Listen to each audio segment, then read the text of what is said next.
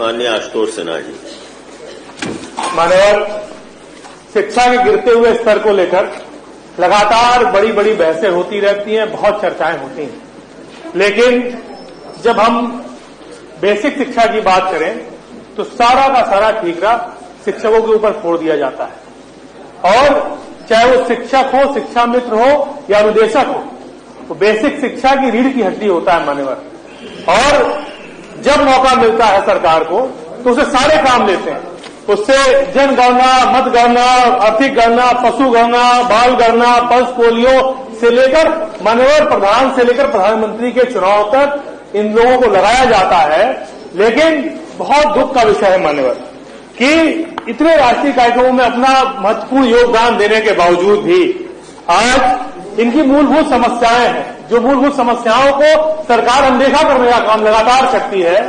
और इतना विश्वास मान्यवर, मुझको बहुत तकलीफ इस बात की है कि सरकार को इतना विश्वास है शिक्षकों पे। और मैं आपसे कहना चाहता हूं मान्यवर कि जो बेसिक शिक्षा विभाग के अधिकारी हैं, इतने महंगे महंगे ऐप और इतने जटिल ऐप, इतने अव्यवहारिक ऐप लेकर आते हैं और जिसमें लंबा कमीशन अधिकारियों का फिक्स रहता है, जिसकी वजह से शिक्षकों को परेशान करना, शिक्षा मित्रों और निदेशकों को परेशान करने के लिए क्या क्या वो साजिशें करने का काम कर रहे हैं।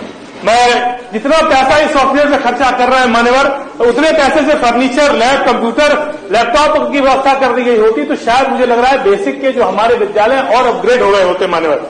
लेकिन सरकार लगातार अव्यवहारिक, जितने व्यवहारिक ऐप है, ऑनलाइन फेस अटेंडेंस मान्यवर जो लाने की साजिश सरकार कर रही है, लगातार बच्चों को ऑनलाइन उनका अटेंडेंस की बात सरकार कर रही है। जहां सरकार आज ठीक से आज हमको और आपको मोबाइल का नेटवर्क मुहैया नहीं करा पा रही, आज लखनऊ में मान्यवर हमारे आपके मोबाइल में नेटवर्क ठीक से नहीं आता, तो हम उम्मीद कैसे करें कि गांव में बैठे किसी गांव में बैठे बच्चे को हम ऑनलाइन किस तरह से उसका फेस अटेंडेंस ले पाएंगे, किस तरह से, और जितने ऐप है, जितनी समस्याएं हैं उसका समाधान कैसे होगा मान्यवर। मैं कई बार हम शिक्षकों से मिलते हैं और उनकी बड़ी समस्याएं हैं और लगातार बच्चों की उपस्थिति को लेकर आप दोषी ठहरा दिया जाता है शिक्षकों को, अनुदेशकों को, शिक्षा मित्रों को, ये एकदम अनुचित है। और जो मिड डे मील योजना है, मिड डे मील योजना में जिसमें पूरी जिम्मेदारी प्रधान की होती है, फिर भी अंत में फंसा दिया जाता है शिक्षकों को।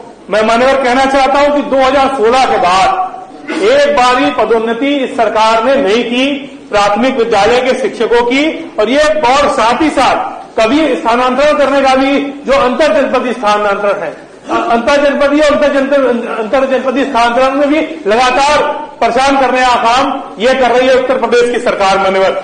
मैं आपके माध्यम से कहना चाहता हूं कि परिषदीय विद्यालयों में जीपीएफ कटौती को देखने के लिए भी कोई व्यवस्था इनकी नहीं की गई है। परिषदीय मृतक आश्रित चतुर्थ श्रेणी कर्मचारियों की पदोन्नति के संबंध में मुख्य सचिव के द्वारा भी सहमति मिलने के उपरांत भी शासनादेश अब तक निर्गत नहीं किया गया मान्यवर। 50 से कम जहां संख्या हो रही है वहां विद्यालय बंद कर दिए जा रहे हैं मान्यवर। जन जागरण का सारा काम शिक्षकों को दे दिया जाता है, सरकार अपनी जिम्मेदारी से भागते हुए विद्यालय बंद करने का काम कर रही है और उसके बाद दूसरा कोई और विकल्प नहीं बचता है। इसलिए मान्यवर मैं आपके सामने इनकी जो प्रमुख मांगे हैं वो आपके सामने कहना चाहता हूं कि सभी विद्यालयों में प्रधानाध्यापक नियुक्त होने चाहिए। प्रदेश के बहुत सारे ऐसे हजारों विद्यालय ऐसे हैं जिसमें प्रधानाध्यापक नियुक्त नहीं किए गए मान्यवर, उसमें प्रधानाध्यापक नियुक्त करने की आवश्यकता है। सरकार करने का काम करे, जितने रिक्त पद हैं उनको भरने का काम करे। अंतर जनपदीय व अंतर जनपदीय स्थानांतरण फिर से शुरू हो। Half CL, 31 CL, second Saturday leave कर्मचारियों की भांति इनको भी मिलना चाहिए मान्यवर। और साथ ही साथ मैं कहना चाहता हूं सभी विद्यालयों में शिक्षा हेतु चतुर्थ श्रेणी कर्मचारी की व्यवस्था होनी चाहिए। और जो महत्वपूर्ण विषय एक है जो बहुत लगातार हम देख रहे हैं कि जो शिक्षक मांग करते रहते हैं पुरानी पेंशन को दोबारा बहाल करने का काम माननीय सरकार को करना चाहिए, जिससे जो शिक्षक हैं हमारे प्राथमिक विभाग के उनका उत्साहवर्धन हो और वो अपने भविष्य के प्रति चिंतित रहते हैं, जो अपने भविष्य को लेकर परेशान रहते हैं, उनकी परेशानी का कहीं न कहीं हल निकलने का काम होगा जब ये पुरानी पेंशन बहाल सरकार करेगी। मैं मान्यवर कहना चाहता हूं 10 लाख रुपए तक का इनका सामूहिक बीमा होना चाहिए और ड्रेस राशन जो सरकार दे रही है अभिभावक के खाते में और दबाव बनाती है शिक्षक के ऊपर। मान्यवर हमें और आपको सोचना चाहिए आधार बनाने के लिए, और साथ ही साथ आधार आईडी एक नया इन लोगों का नाटक शुरू हो गया मान्यवर। जब U-डैश पोर्टल पर रजिस्ट्रेशन है उसके बाद भी अपार आईडी बनाने के लिए जबरदस्ती शिक्षक को बनवाना है। शिक्षक जा रहा है, अभिभावक से मिलकर उसका आधार बनवा रहा है बच्चों का, वही जाके जो शिक्षक ही जाकर और जितने हमारे शिक्षा मित्र निदेशक जाकर अपार आईडी बनवाने का काम कर रहे हैं। तो सरकार को हम कहना चाहते हैं मान्यवर कि सारी चीजों से मैं मान्यवर एकदम बिल्कुल आप जल्दी से जल्दी खत्म कर देंगे, आप निश्चित रहिए, मैं 2 मिनट में खत्म करें। तो लगातार मान्यवर मैं यही कहना चाहता हूं कि सरकार को इसे देखना पड़ेगा और किस तरह से जितनी समस्याएं हैं कैसे हम दूर कर सकें।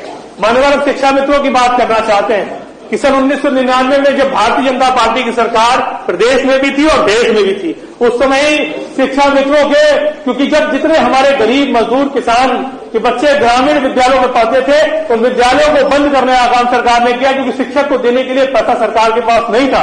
ऐसी विषम परिस्थितियों में गरीब किसान के बच्चों को अशिक्षा के अंधकार से लेकर आज ज्ञान के उजाले पर ले जाने वाले और दीपक का नाम कोई था तो उसका नाम शिक्षा मित्र था मान्यवर। और शिक्षा मित्रों ने लगातार 1 जनवरी 2000 से सर्व शिक्षा अभियान के अंतर्गत शिक्षा मित्रों ने पढ़ाने की शुरुआत की और शुरुआत करने के बाद मात्र 2250 रुपए से लेकर आज मात्र 10,000 रुपए मान्यवर शिक्षा मित्रों को सरकार देने का काम कर रही है, वो भी मात्र 11 महीने के लिए देने का काम कर रही है मान्यवर। हम बताना चाहते हैं कि हमारी सरकार थी, माननीय अखिलेश यादव जी मुख्यमंत्री थे, 19 जनवरी 2014 को 58,826 शिक्षा मित्रों को समायोजित करने का काम किया था। 8 अप्रैल 2015 को 91,104 शिक्षा मित्रों को समायोजित करने का काम किया था। और मान्यवर जब 2015 में हाईकोर्ट ने रोक लगाई और 17 के बाद जब उसमें सुप्रीम कोर्ट ने इसको निरस्त कर दिया तो देश के प्रधानमंत्री जी ने ही बनारस की जनसभा में कहा था कि अगर उनको न्यायालय से अगर नहीं न्याय मिलेगा, राहत नहीं मिलेगी तो सरकार उनके साथ खड़ी है, इसके मतलब अध्यादेश लाके उनको नियमित करने का काम करेंगे। लेकिन सरकार ने उनको नियमित करने का काम नहीं किया मान्यवर। इससे मैं ज्यादा कुछ न कहते हुए निदेशकों के बारे में भी कहना चाहता हूँ मान्यवर। मान्यवर एक मिनट में बस 1 मिनट अनुदेशक सर, अनुदेशक कैसे चलेगा, 2 मिनट मांगेंगे फिर जाएंगे।